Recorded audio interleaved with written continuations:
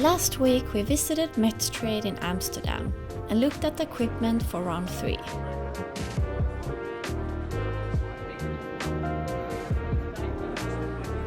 Det är precis det vi behöver.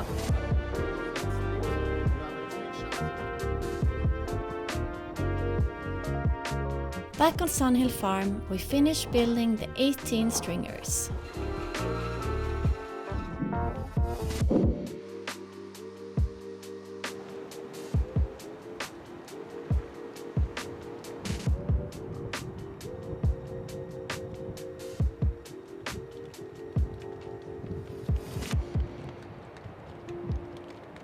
So I have all of the stringers in here now, almost. There's 2 more in the hull that I need to adjust a little bit more.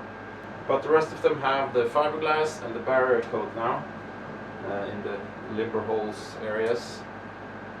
So I put them in here just to try to get them to cure a bit faster. I have a electric heater, 9 kilowatts, so it's pretty toasty in here now, a bit over 30 degrees, so it should go pretty quickly to get them to cure.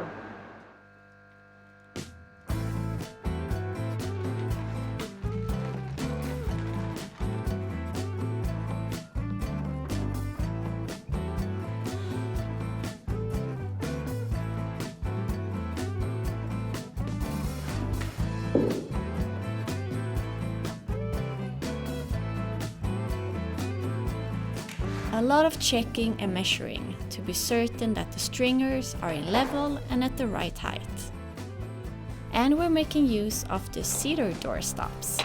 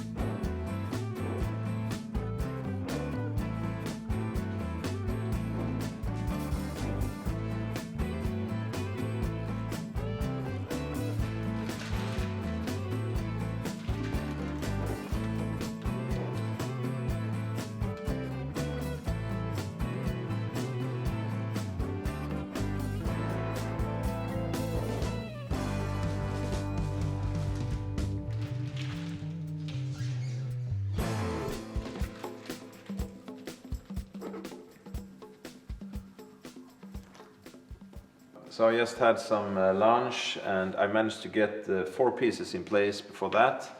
So pretty slow today. So in total now I have 8 pieces glued in. And the plan or my goal for today is to get all of them glued in.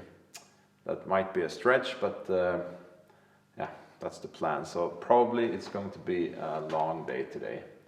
But it will feel nice to have this step done so we can continue with the next one.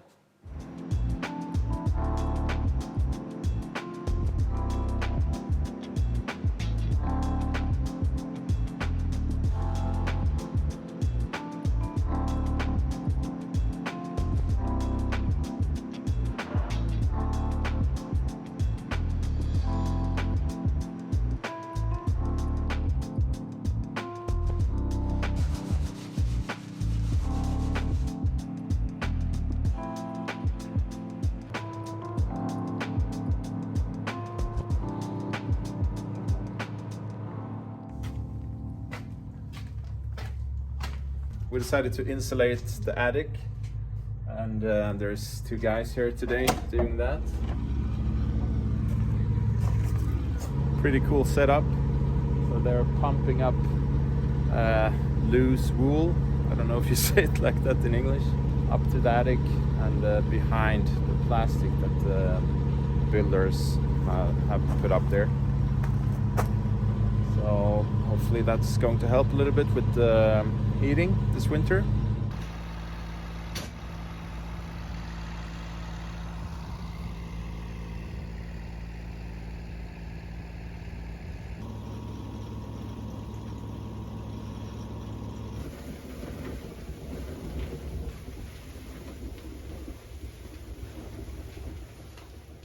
They finished insulating the attic in just 2 hours.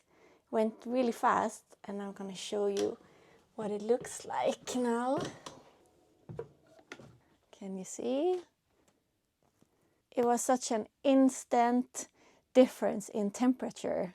It's suddenly warm up here. It was so cold before, and we can have this little stair thing open, and the heat from down below comes up here and really heats up this space. Before we replaced the roof, it felt like being outside when you were up here, and as soon as it was windy, it was blowing right through this attic. Since the gables was really bad condition, as well as at least the one over there. There were like these big of gaps between. So this has done such a big difference. It's so much quieter, and now we can really visualize what it would be to renovate this space or make something out of it. So our plan is to build 2 bedrooms, one in this end of the attic and one in the other. It's not very big up here, but it will make a big difference on the entire living area in the house. Getting a second floor. Starting from here, this will be removed. This would be Vera's room, and then the stairs would be here. And then there would be like a small seating area or a play area.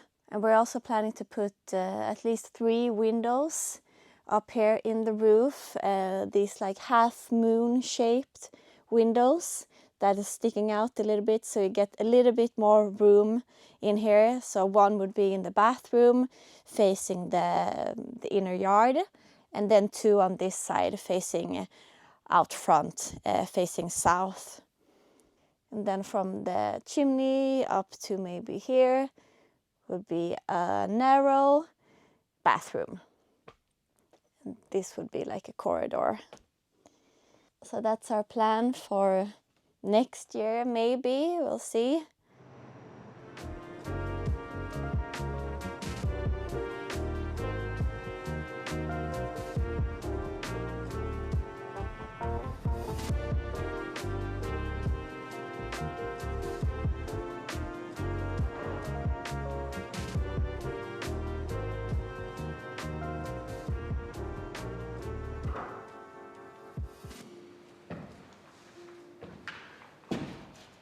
Well, I almost made it. All the pieces are in place except the 2 at the end up there. For some reason I have forgot to make that radius up on top of those, so I will continue with those tomorrow morning. But the rest of them are glued in, and I think it turned out as planned. It took quite some time, as I anticipated. It's not so easy to get the straight line from many shorter pieces, even with the laser and everything, because the eye really can pick up if something deviates from a straight line, and I'm sure there are some of them that are not perfectly at the correct position, but I think everything is within spec, and I think it looks good. So tomorrow I will continue with the corners, because I need some more epoxy there to make those nice radiuses to make it easier for the fiberglass later on to conform. But that's it for today.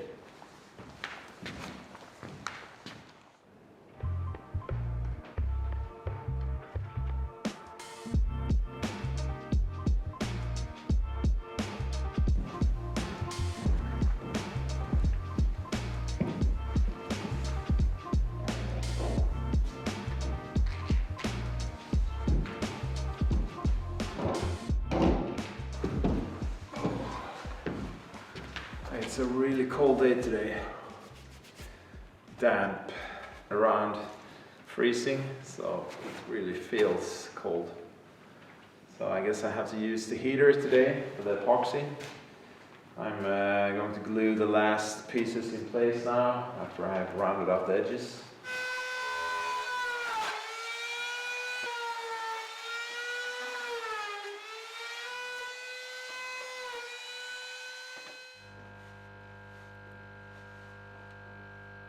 I just finished preparing the limber holes on the last 2 stringers. I'm gonna leave this now here to cure and gonna put on the infrared heater as well to try to make them cure even faster, so we can glue them in the hull later today.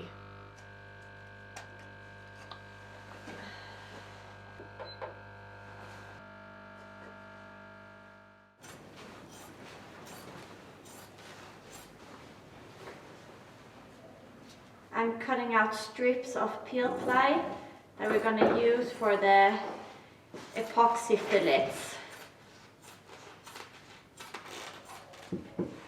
There are many little tasks in order to get the whole thing done. So many details and different preparations and jobs.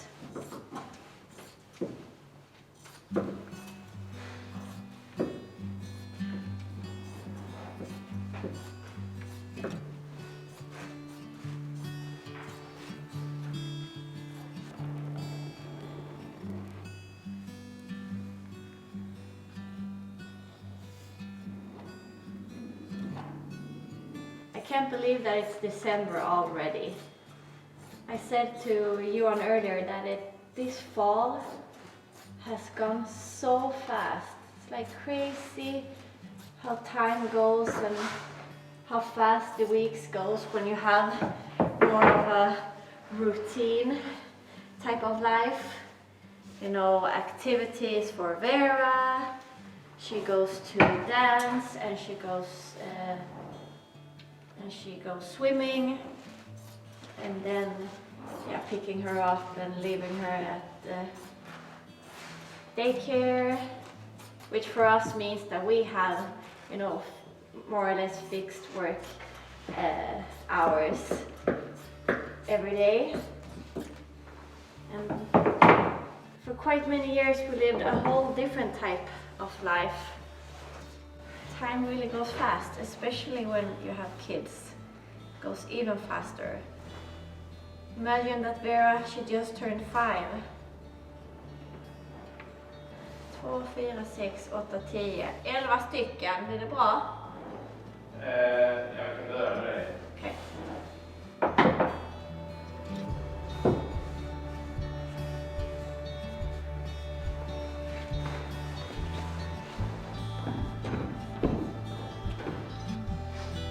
Så att du håller det fram så släpper man ner den.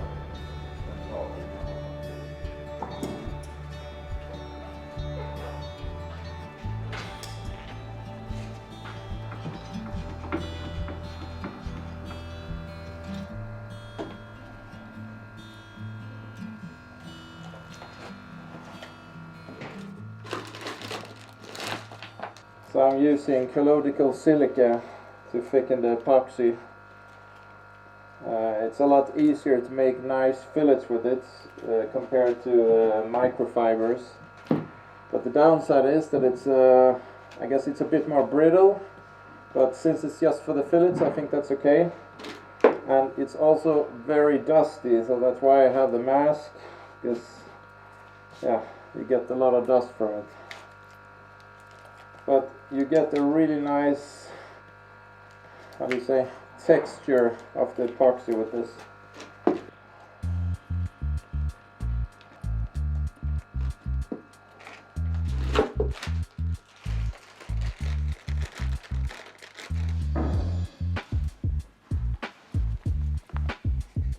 By using peel ply, we can skip the sanding of the epoxy fillets before laminating.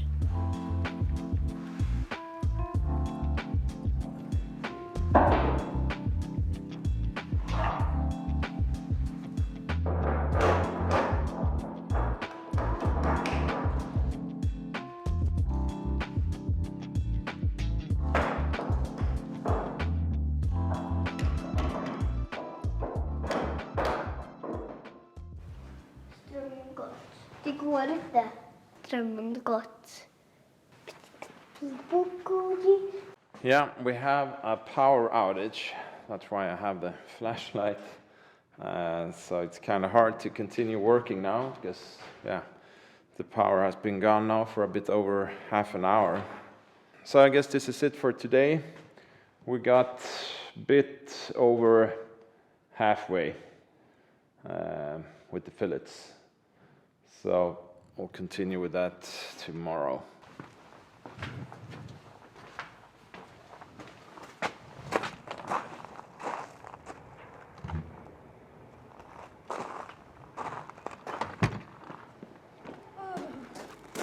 Jag stör mig borta i byn. Nej, men här. Jag märkte det bara, gud vad mörkt det är överallt. It has almost never happened here. Or just for a few minutes. Yeah? Yeah? Har du ficklampa, Vera? I have to go and get some firewood. Era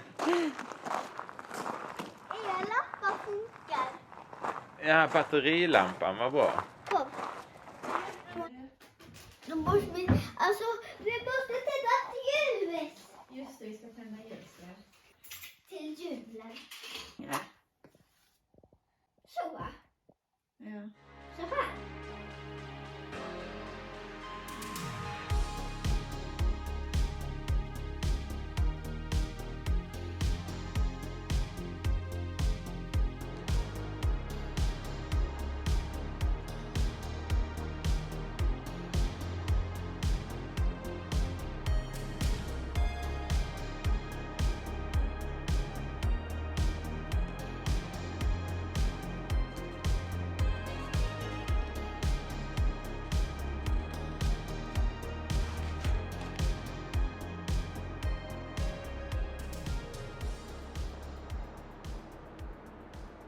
So I'm almost done now. All the pieces are glued in place, and I'm just putting on some peel ply now to prevent any amine blush deforming, and yeah, so we don't have to sand as much. And yeah, the likelihood of amine blush is a bit higher now since the temp is lower and we have pretty high humidity at the moment. Yeah, and the problem we had last night because of that power outage, which lasted for almost 5 hours, we couldn't run any electrical heaters. So we got lucky, the temp stayed just above freezing, and we had 2 to 3 Celsius the whole night, so it was still okay since we were using the fast hardener now. But tonight we're going to leave a heater on in here just to speed things up a little bit.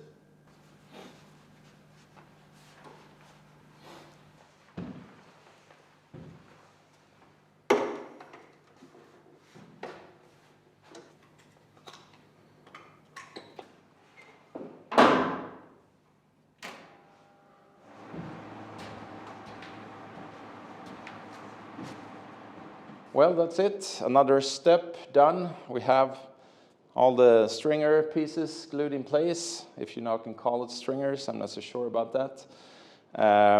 So now we can go on to the next step. I will start cutting the fiberglass for this later on today, and we'll start laminating this first thing next week. I thought I should take the opportunity to answer some of the questions that we've been getting about the Keel grid. And one of the questions that we've been asked quite a lot is, why are the stringers lower than the floors? And yeah, I guess the main reason is that they don't need to be taller than this. They're plenty strong as they are now, with a glass added later on. But I think the main reason and the more practical reason is that we didn't want to take up big holes in the floors for cables and hoses and stuff like that, because that would, you know, weaken the floors and also be a weak point for possible water ingress into the core, into the sepale. So we wanted to avoid that. So instead, we're going to run all the cables and hoses on the sides, on the side of the Keel grid.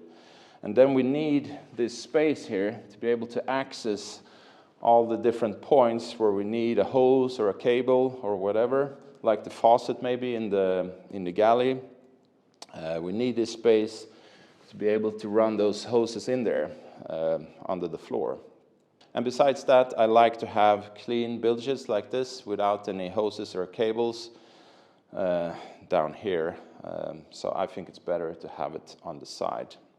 But I guess that's a personal preference, and this is mine. Another question that maybe needs a longer answer that we could get into more depth later on, is how we're going to connect the keel to the hull and the keel grid. And as some of you might know, on the outside of the hull there's a keel recess where the top plate of the keel is going to go in or sit. And that plate is 20 millimeter thick, and through that plate there will sit, I think it's 26 keel bolts coming into the hull. And here in the middle where the keel recess sits, there's no core, it's just a solid glass laminate, 26 millimeter thick of epoxy and fiberglass. And on either side of these floors, the bolts will come up, one in the aft and one in the front of the floors. We'll of course have backing plates for those keel bolts, but in addition to that, there will be a bracket running over the floors to clamp everything together. I know that that's probably not necessary. This is really strong as it is, having these floors glassed and glued into the hull like this. But this is just an extra precaution that I wanted to have, because in a grounding, all the forces will be directed up into the hull. And then you want something to really hold the whole keel grid against the hull. So those brackets will be a way to help the laminate to stay in place so it doesn't delaminate when the boat is sitting and hopping up and down on a rock or something. So we'll have those brackets at each pair of keel bolts. Yeah, the blueprint on that isn't fully done yet, but that's something that we're working on right now. So I will definitely get into more details about that later on. And talking about the keel plate, that plate is 5 meters long and ½ meter wide. And that in itself helps with preventing any delamination or anything of the keel grid, because it spread the loads in a potential grounding over a very big surface area. So that's the whole point about having that big keel plate. And that's also one of the reasons that we opted for a bit longer keel and not the high aspect ratio keel, because the likelihood of a delamination in a grounding with the high aspect keel is a lot higher. The forces up that are diverted up into the hull is much higher than in a keel like this. So I thought it was worth that small penalty of having a bigger wetted surface of the keel. To us, there's loads of more benefits of having a bit longer keel, better tracking, safer in a grounding, and maybe some tankage inside the keel, but we'll get into that later on if we're going to have that. Well, that's it for this week. I hope that answered some of the questions about the keel grid. I guess there's more, but just ask them in the comments and we'll try to answer them in a future episode. So thanks a lot for watching, and we hope to see you back here next week, so make sure to subscribe. And as always, a big thank you to all of our patrons and everybody else who's supporting our production and our videos. So thanks a lot. See you next week. Bye-bye.